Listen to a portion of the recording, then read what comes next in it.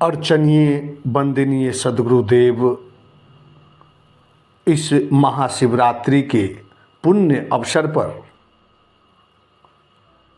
आप आध्यात्म प्रेमी सज्जनों, माताओं एवं बहनों को स्वागत है। वीडियो में आगे बढ़ने से पहले इसे लाइक, कमेंट और सब्सक्राइब जरूर करें। यही महाशिवरात्रि का दिन था जब मूल शंकर इसी महाशिवरात्रि के जागरण से जागकर मूल शंकर से महर्षि दयानंद हो गए। कहा जाता है कि इस दिन को शिव और शक्ति के मिलन का दिन माना जाता है।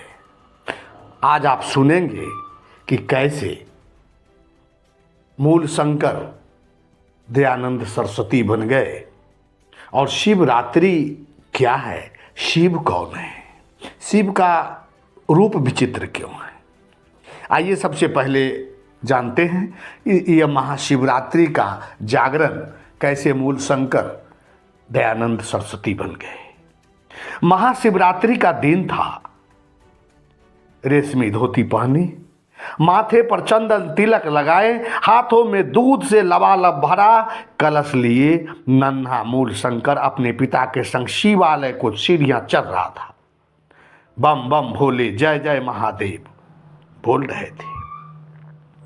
चारों तरफ गूंज रहे थे।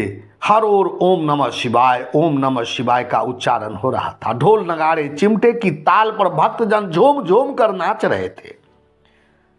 पर इन सब के बीच भी एक बालक एकदम चुपचाप और स्थिर बैठा हुआ था। उसे कुछ भी तरंगित न कर पाया था। न घूमते झूमते लोगों की मस्ती, न धूप नैवेद्य से उठती सुगंधी। उसकी आंखों तो बस अपलक शिवलिंग को निहार रही थी।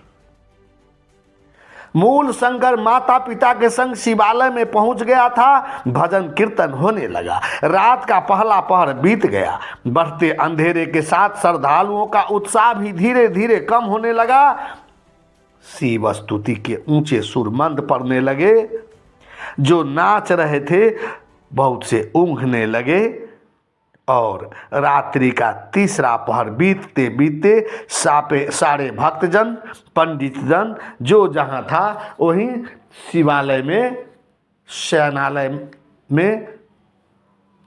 शयनालय की तरह बन गया। पर इस नन्हे बालक मूल शंकर की आंखों में नींद कहाँ। शिवलिंग के सामने रखा दीप भले ही बुझ गया हो, पर मूल शंकर की आस का दीप अब भी जगमा रहा था कि आज शिव रात्रि का दिन है और आज शिव जरूर दर्शन देंगे। लेकिन यह क्या, यह कैसा उद्यम। अचानक कहीं से कुछ चूहे का झुंड आया और शिवलिंग पर कूदने फुदकने लगे। देखते ही देखते शिवलिंग पर चढ़ा दूध, दही, फल फूल, मिष्टान आदि का भोग चूहा का भोजन बन गया। मूल शंकर ने जब यह देखा तो वह भौचक्का रह गया। उनके हृदय आकाश में अनेक प्रश्नों के तारे एक साथ चमचमा उठे। एक ऐसे भगवान हैं जो अपने प्रसाद तक की रक्षा नहीं कर सकते। इन दुष्ट चूहों का संहार करना तो दूर, ये सिर हिलाकर उन्हें भगा तक नहीं पा रहे थे। कैसे ये शिव हो सकते हैं जिनके बारे में पिताजी बतलाया करते थे। वो तो सर्वसमर्थ सर्वशक्तिमान महादेव हैं। मेरे जीवित शिव यहाँ नहीं, जरूर कहीं और होंगे। मुझे शाश्वत और चिन्हमय शिव चाहिए। मूल शंकर के मन में यह प्रश्न उठने लगा कि अगर शिव हैं तो जरूर कहीं न कहीं होंगे और वह ये जड़ नहीं चेतन होंगे। ये सवाल बार बार उनके मस्तिष्क में नाचने लगा। मूल शंकर में अब एक ही लगन थी, मुझे चैतन्य शिव को पाना है, चैतन्य शिव का साक्षात्कार करना है। पर कैसे और कहाँ, ये प्रश्न उसके कोमल हृदय पर इतने जम गए कि समय का प्रवाह भी उन्हें धो न सका। जैसे जैसे वह युवा होता गया उसकी जिज्ञासा भी युवा होती चली गई।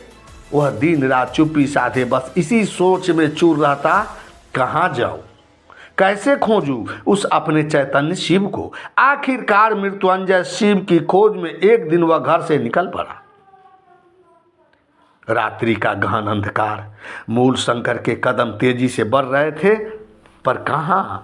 इस प्रश्न का उत्तर तो स्वयं मूल शंकर के पास भी नहीं था। उसे अपने लक्ष्य का तो पता था, पर राह नहीं, दिशा नहीं। जंगलों में, तीर्थों में, पहाड़ों पर कहां होगा चैतन्य शिव? मूल शंकर इसी तितिक्षा में था। तभी पूर्व समय में पढ़े ग्रंथों की कुछ पंक्तियां उसके स्मृति पटल में उभर आई। यदि ईश्वर का साक्षात पाना है तो पहले गुरु का सानिध्य प्राप्त करना होगा। सच्चे शिव का रास्ता सच्चे गुरु से ही मिल सकते हैं। एक हाथ में शास्त्रोक्त ज्ञान और दूसरे में अंतहीन जिज्ञासा लिए मूल शंकर चल पड़ा पूर्ण गुरु की तलाश में। गांव गांव, नगर नगर घूमता रहा, भरमता रहा। अनेक आश्रमों और मठों के द्वार पर अलग जगाई, अपनी जिज्ञासा का पात्र सबके आगे फैलाया। पर बदले में पात्र में गिरा क्या? धर्म के नाम पर केवल पाखंड, झूठ और अंधविश्वास। बड़े बड़े घुटे हुए वेदांती मिले, शास्त्रों पर पांडित्य पूर्ण भाषण देने वाले वक्ता मिले, हठ योग से अपनी देह गलाते हठी मिले। गेरुए चोले में श्रद्धा रूपी सीता का हरण करते अनेकों रावण मिले। प्रसाद के नाम पर मांस मदिरा उड़ाते धूर्त तांत्रिक मिले। कर्मकांड मंत्र जाप के जाल में फंसाने वाले अनेक गुरु मिले, पर अंतर्दृष्टि खोलकर उस शिव का दर्शन करा देने वाला कोई सद्गुरु नहीं मिला। किसी ने ब्रह्मचर्य की दीक्षा देकर उसका नाम शुद्ध चैतन्य रख दिया, तो किसी ने संन्यास की दीक्षा देकर उसे दयानंद कह दिया, पर ब्रह्म ज्ञान प्रदान कर चैतन्य शिव का साक्षात्कार कोई नहीं करा सका। इसलिए मूल शंकर के जिज्ञासु कदम कभी नहीं थमे। इन सब के पीछे छोड़कर वह निरंतर सत्य की खोज में आगे बढ़ता रहा। एक दिन तो वह ओखी मठ जा पहुंचा, जहां पाखंडी साधुओं की भरमार थी। मूल शंकर ने उस मठ के महंत से ब्रह्म ज्ञान के संबंध में बात की। आप क्या खोजने निकले हैं? महंत ने वहां पूछा मूल शंकर से। मैं चैतन्य शिव की खोज में निकला हूं। मुझे ऐसे गुरु की तलाश है जो उसे साक्षात दिखा सके। क्या आप दिखा सकते हैं? मूल शंकर ने यह प्रश्न केवल महंत से ही नहीं, आज से पहले मार्ग में मिले न जाने कितने यति सन्यासियों से किया था। प्रश्न सुनकर किसी ने उसका मजाक उड़ाया, किसी ने उसे सनकी ठहराया, किसी ने तो तर्क देकर उसकी खोज को ही गलत बताया, क्योंकि इनमें से किसी के पास भी वो आंख नहीं थी जिससे मूल शंकर की जिज्ञासा की थाह टटोल सके। वह हृदय नहीं था जिससे उसकी ईश्वर मिलन की अपूर्व तरफ महसूस कर सके। वह कृपामयी हाथ भी नहीं था जिसे उसके मस्तक पर रखकर अंतर ज्योति दिखा सके। क्या इस समस्त भूमंडल में कहीं कोई सच्चा गुरु नहीं है? यदि है तो कहाँ? मूल शंकर खुद प्रश्न करता और फिर खुद ही अपने आप को उत्तर देता कि शास्त्रों के वचन तो झूठे नहीं हो सकते। हर युग हर काल में पूर्ण गुरु सत्ता इस धरा पर विद्यमान रहती है। मैं एक न एक दिन अवश्य उसके द्वार तक पहुंचूंगा। 14 साल के अथक खोज के बाद आखिरकार वह दिन आ ही गया। मूल शंकर ने गुरु बिरजानंद के द्वार पर दस्तक दी। द्वार ठकठकाया। अंदर से आवाज आई, कौन है? मूल शंकर कहते हैं कि यही तो मैं जानने आया हूं कि मैं कौन हूं। द्वार खुल गया। मूल शंकर ने अपने सामने 80 वर्षीय छीनकाय नेत्रहीन बिरजानंद जी को खड़े पाया। हे ज्ञान के सूरज, मुझे प्रकाश दीजिए, मेरे अज्ञान तमस को हर लीजिए। मूल शंकर ने हाथ जोड़कर प्रार्थना की। तब बिरजानंद ने पूछा, क्या कुछ पढ़े हो? मूल शंकर ने अपने सारे शास्त्रों को गिनाए तो उनके गुरु बिरजानंद कहते, जो कुछ पढ़ा है उसे भूल जाओ, इस सब अनार्स ग्रंथों को नदी में फेंक आओ। इतना कहकर उन्होंने समस्त ग्रंथों का सार मूल शंकर के भीतर प्रकट कर दिया। प्रज्ञा चक्षु बिरजानंद जी के मूल शंकर के दिव्य चक्षु खोल करके उसके भीतर ही उस चैतन्य शिव का दर्शन करा दिया। इस गहन तथ्य को हम बड़े ही सहज रूप से प्रसिद्ध शिव स्तुति से समझ सकते हैं, जो बहुत ही चर्चित मंत्र है। ओम कर्पूर गौरं करुणावतारं संसार सारं भुजगेंद्रहारं सदा वसंतम हृदयारविंदे भवम भवानी सहितम नमामि। कि वह कपूर की तरह गौरवर्ण का प्रकाश रूप करुणा अवतार संसार के सार, जो सर्पों का हार पहनते हैं, जो सभी के हृदय में सदा निवास करते हैं, उन्हीं माँ भवानी सहित नमन करता हूँ। और विरजानंद ने महर्षि दयानंद को ये बताया कि शिव कौन है,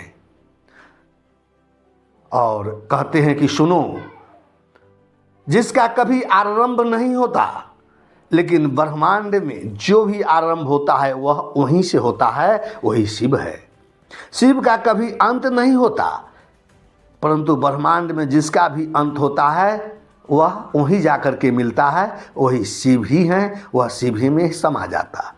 जिसका कोई भी आरंभ नहीं है, परंतु ब्रह्मांड के एक एक कण आरंभ जहाँ से होता है वह शिव है।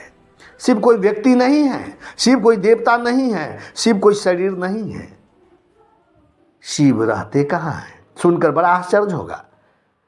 शिव में और हम में कोई पर्दा ही नहीं। पर्दा हमारी अहंकार है। निज स्वरूप चेतन आत्मा ही शिव है। शिवोहम शिवोहम शिवोहम। हमारे अज्ञान की पर्दे, वासनाएं की पर्दे, अहंकार की पर्दे, चाह की पर्दे, आसक्ति की पर्दे जब तक लगी हैं शिव अलग प्रतीत होता है। सारी पर्दे जब हट जाती है तो हम शिव ही तो हैं। शिवोहम। तुम भी वही हो। आज शिव को लोग तमाशा बना करके रख दिया। शिव का विवाह भी पुराण लिखने वालों ने करा दिया। बेटा बेटी भी शिव से पैदा करा दिया। शिव कोई व्यक्ति है? शिव व्यक्ति है ही नहीं, व्यक्तित्व है शिव, मौजूदगी है शिव, ठहर जाना है शिव, जिसके आधार पर समग्र ब्रह्मांड टिका हुआ है। पूरा ब्रह्मांड उसी से निकला है और उसी के फैलाव में फैला हुआ है और अंत में उसी में समा जाता है। वो है शिव। शिवोहम चिदानंद रूपम शिवोहम शिवोहम शिवोहम।